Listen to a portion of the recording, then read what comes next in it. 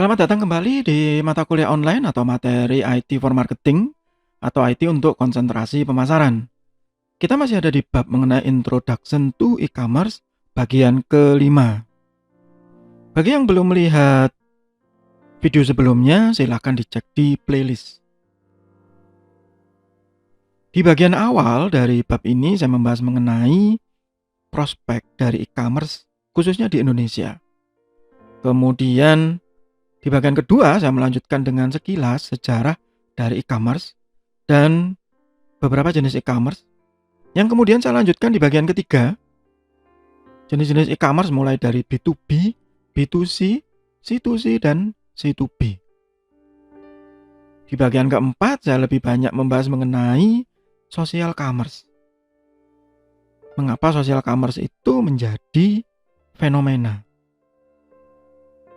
Mulai dari yang terbesar Facebook, Instagram, dan yang terbaru TikTok. Bagaimana dengan Twitter, Pak? Gitu. Ya, di Indonesia Twitter lebih banyak diisi dengan political will ya, flame war, guyonan-guyonan yang gelap gitu ya, dark joke, bahkan prostitusi begitu, yang seolah-olah tidak tersensor ya.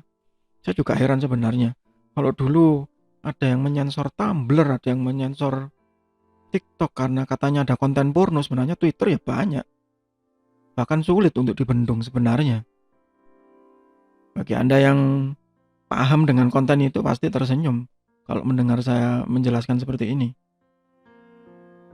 Bagaimana dengan sosial media yang lain yang masih eksis gitu ya? Ada Tumblr. Tumblr di Indonesia juga kurang baik ya, apalagi pernah diblokir gitu ya, sehingga lumayan drop kalau di Indonesia. Kemudian ada Pinterest. Kalau dulu ada Google Plus yang kemudian almarhum ya, tewas gitu ya.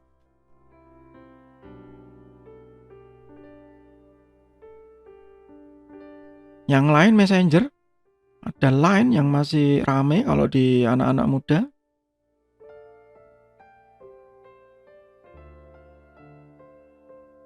Kemudian yang berbasis musik, ada Smule gitu ya.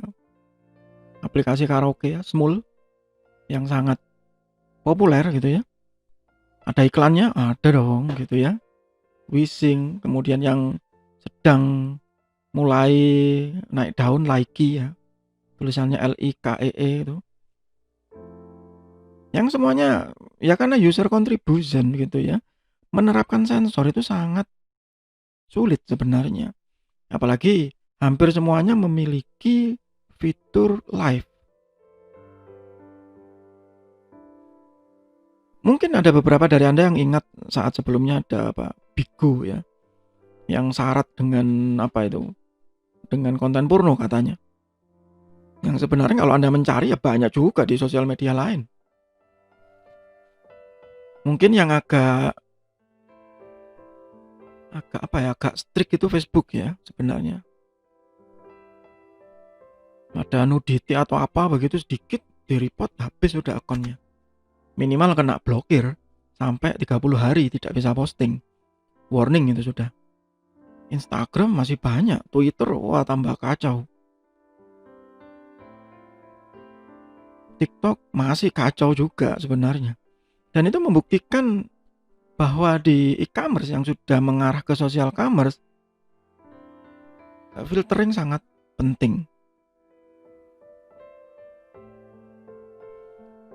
2019 ya, growth-nya atau pertumbuhannya, jadi bukan total ini ya. Jadi bukan total user tapi growth-nya, top most downloaded. Jadi yang di-download paling banyak. Ini yang di App Store ya. Yang Android saya belum ketemu datanya masih. Biasanya baru-baru update tapi saya belum capture di sini. Ya. Dengan asumsi bahwa kalau menggunakan Apple itu sebenarnya menengah ke atas gitu, nggak mungkin menengah ke bawah. TikTok ini sudah mulai naik drastis itu. Apa ini berarti bahwa YouTube, Instagram, Facebook itu sudah mulai turun? Kalau dilihat dari grafik di bagian sebelumnya sebenarnya tidak juga. mulai jenuh, mungkin, tetapi mereka juga tetap berinovasi ya. Misalnya Facebook yang katanya tapi nggak jadi-jadi gitu ya, mau meluncurkan Facebook Pay yang kemudian berubah-ubah rencananya, Instagram yang mulai mencoba-coba, ya kemudian rencana integrasi dengan WhatsApp yang masih belum jadi sampai sekarang. Mereka bilang itu planning mulai tahun 2017 ya, sampai sekarang belum ada implementasinya begitu, khususnya di Indonesia. Ya, Snapchat di Indonesia kurang terkenal gitu ya kalau kita. Dan masih banyak basis sosial commerce yang lain.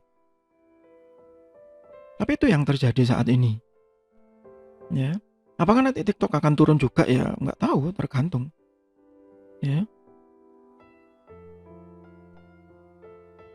Berikutnya nanti kita akan membahas mengenai payment gateway. Ya, kenapa kok didahului dengan e-commerce? Karena payment gateway ini kan sebenarnya asal muasalnya adalah pembayaran untuk e-commerce. Bagi Anda yang di program studi manajemen di Universitas Macung, biasanya pembahasan mendalam mengenai e-commerce itu nanti ada lagi di mata kuliah yang berbeda, yaitu digital marketing. Nah, di situ macam-macam udah yang saya jelaskan, ada funneling, ya ada affiliation,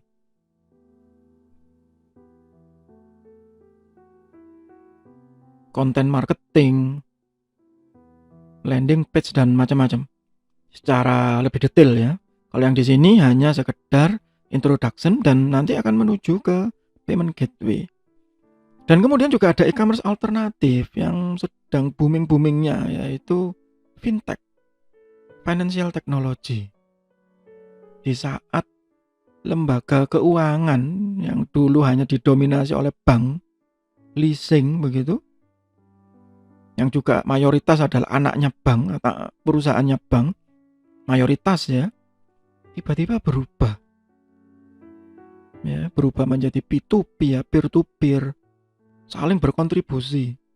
Ya, kalau dengan konsep yang sama, maka itu jadi social commerce. Tapi yang diperdagangkan uang, pinjam meminjam, kredit. Ya, dan itu hal yang akan merubah. Bukan akan ya, sudah merubah saat ini. Ya, dengan plus minusnya. Ada yang menolong, ada yang menipu, ada yang dengan bunga mencekik, apapun itu ya. Dan itu ada banyak ya di financial technology. Nanti itu akan kita bahas lagi di bab yang lain, khususnya di IT for Finance. Jadi itu untuk sementara penjelasan di e-commerce. Ini hanya introduction. Ya, masih banyak aspek e-commerce. Dan untuk yang orang IT gitu ya, itu lebih ke arah technical. Ya, saya sebutkan itu sudah di awal. Sedangkan untuk yang non IT itu lebih ke arah behavior, perilaku yang dipelajari. Jadi kalau Anda mau riset ya, kalau yang di IT ya cara memproteksi, cara mengefisiensikan begitu. Sedangkan Anda yang non IT ya perilakunya, perilaku customer, perilaku seller, ya market research. Saya singgung di bagian sebelumnya di social commerce ada aspek sosiologi, ya sehingga penelitian e-commerce ini tidak didominasi oleh orang IT atau orang marketing begitu, tidak. Anda yang mungkin dari ilmu sosial lain bisa, dari bahasa gitu ya, ada banyak hal jika ingin terjun ke arah riset ya atau akademik. Itu untuk sementara bab mengenai introduction to e-commerce masih di mata kuliah online atau materi IT for marketing atau IT untuk konsentrasi pemasaran. Semoga bermanfaat, tetap sehat, tetap semangat. Terima kasih.